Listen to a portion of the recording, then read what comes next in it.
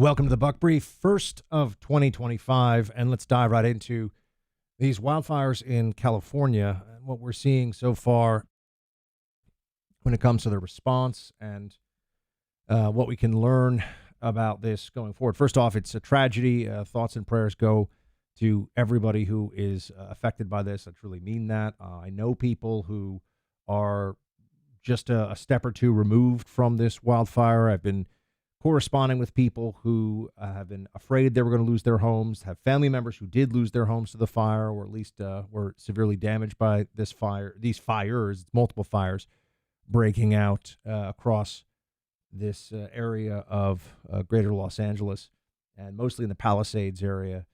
And look, I always feel like we should focus on what matters most, first and foremost, and so I will, and I have, which is making sure that everyone gets out who needs to get out, and that's the primary concern that we all have, and that our first responders, that our frontline personnel are given the resources that they need, and that's what we're primarily focused on.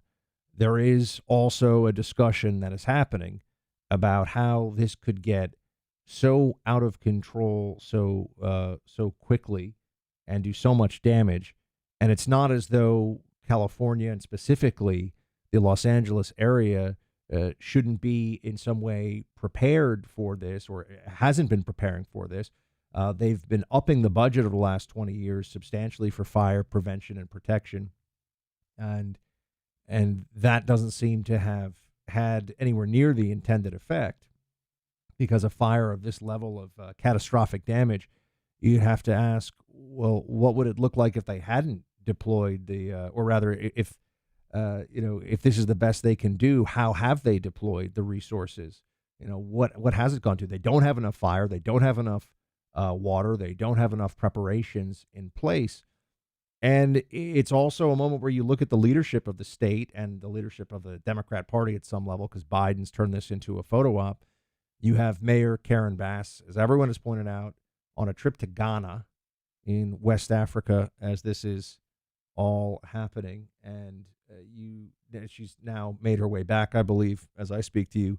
But it's absurd that somebody in her position would, first of all, go on a trip to Ghana on the taxpayer dime. I'm assuming that's what happened. I haven't checked that this isn't paid for by some third-party organization or something. But if the people of Los Angeles paying for her to go to Ghana, you should want to know why. And beyond that, there has been a focus on diversity, equity, and inclusion in this fire department for in recent years. Not a surprise. Everything that is associated with the state of California, any kind of hiring personnel, there's going to be that DEI component, but they've really been pushing it heavily for firefighters, and that's something that I think everybody also is allowed to look at now and say, really, that's the focus that people could have in this. It's heartbreaking, the whole situation, but it also is a reminder that leadership matters, that decision making for a state matters. I'm not saying that they can stop all fires. Of course they can't, but can they be called upon to try to stop, a fire from getting to this extent and destroying this many homes and causing severe injuries to a lot of people, killed a couple of people already. I mean, it's really awful stuff, inferno across LA stuff. And this just can't be the best that they can do. That's really what it comes down to. This cannot be the best response that they can have. And the fire chiefs are already saying, look, there's not enough of us. We can't handle all these fires in all these places. They have to come up with a better system. They have to come up with provisioning water in advance so that they can fight these things more effectively. And that's just the way. That's the way that this has to go going forward. There have to be, I know there's not going to be consequences, right? No one's good. Well, I mean, we might find out how this fire was started. I've heard people say it may be down power lines from the wind. It could be fireworks. We'll see. But consequences in terms of the response, that's not going to happen. But could we at least get the accountability of better preparation for the next time? while we're still focused on this. I know it's still going on. So why would we think, well, yeah, but everyone's paying attention now. And California and the liberal media that dominates there and dominates in so many places across the country, they're going to say this is about climate change, and that's absurd. That's an absurdity. It is not climate change. And even if it were, that's like saying, well, then there's nothing we can do about it. So no, that's an unacceptable viewpoint on this, and it just falls into their usual, ideological orthodoxy. They just want to believe it so badly. So yeah, there's that. And then now we'll move next here to something that's far less serious. Well, at least in the assuming that it continues as it is. I don't think we're going to invade Greenland or Canada, but there's been a change in the way that people in the media and just in the Democrat Party in general, I think, are having to respond to Trump and some of the stuff he's been saying about Greenland and Canada and elsewhere. We'll talk about that. The Fed's actions a couple of weeks ago in December are all you needed to see to seriously consider making an investment in gold. They telegraphed the message. Those in the know think that we'll see inflation this year. That means the value of our dollar will be worth less a year from now. How do you protect the value of your savings account? You invest a portion of it in gold. Having both dollars and gold in your savings account and 401k has proven to be the most effective way of maintaining value. That's the single best way for you to protect the overall value of your savings account and 401k. Birch Gold is the company I'm going to suggest you work with. Be in touch with them today. You can text them, call them, or visit their website, Birch Gold Group. You can convert an IRA or 401k into an IRA in physical gold. Go to birchgold.com/buck. That's birchgold.com/buck, or text my name, Buck, to 989898 and get the information today that you need. Text Buck to 989898 today. So Trump has been talking a lot about last few days some different possibilities for expanding the U.S. map. And I know that for a lot of people, this is, let's just say they find this a little bit too much. They don't think it's going to happen. And the probability of it is different than whether it's worth a discussion. I would say that the probability of this occurring is something other than we don't have to focus on that necessarily. Because why does Trump want to accomplish this? What is the purpose? What is it that he sees in this possibility? Well, first, let's start with Greenland. It's a lot of land with a lot of resources. It's obviously covered in ice mostly, or glaciers. But there's strategic value to it because of the desire for sea lanes through the Arctic, as well as just Arctic competition, particularly with Russia. There's a lot of resources there to be mined and to be used for the good of humanity. And it gives us more strategic depth. It gives us more land. It gives us more access to natural fresh water. And it's so funny. People just act like maps are these things that are written in stone. Maps, just look through history. Maps change all the time of countries.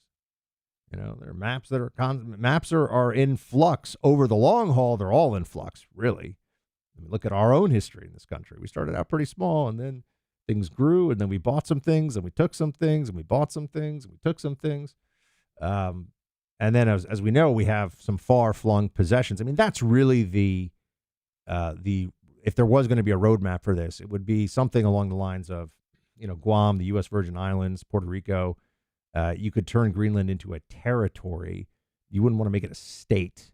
You certainly wouldn't want to have 55,000 people getting 2 Senate votes, right? I mean, so we're not trying to make it the 51st state, but making it a territory. I don't know why that strikes anyone strange. Why should Denmark have it as a territory? Think about that. Turn it around for a second. Denmark is this small European country that has this massive landmass that it has administered for however many years it is now. So, Denmark gets to have it, but we don't. It doesn't, this is all, it should be all up for discussion.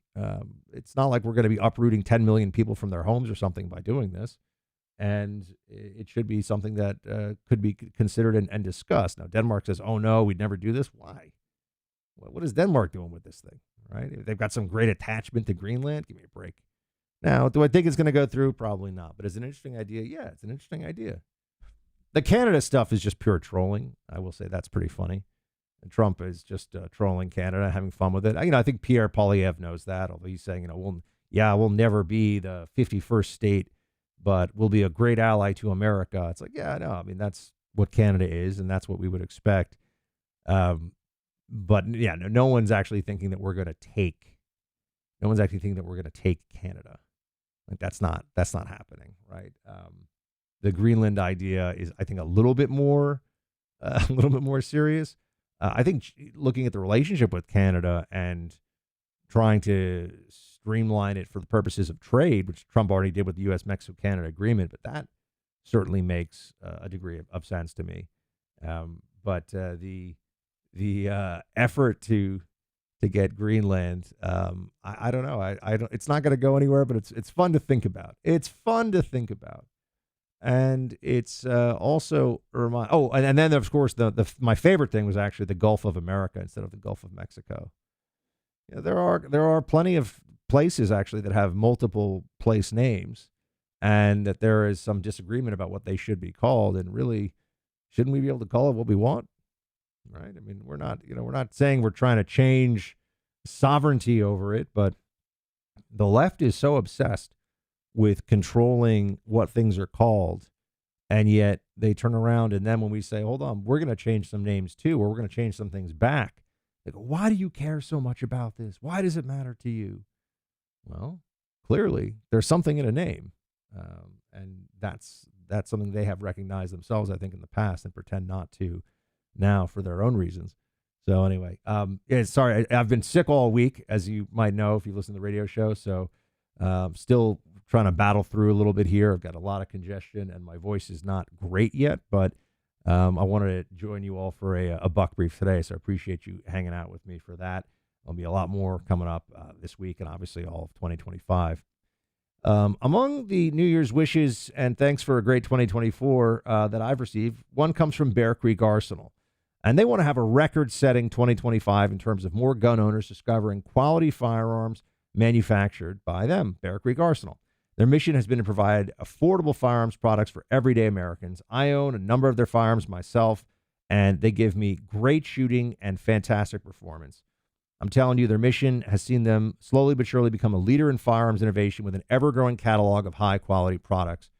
Stay updated about everything happening with Bear Creek Arsenal. You'll find them online at bearcreekarsenal.com. That's bearcreekarsenal.com, bearcreekarsenal.com. Thanks for hanging out with me for a short Buck Brief today, team. Shields high.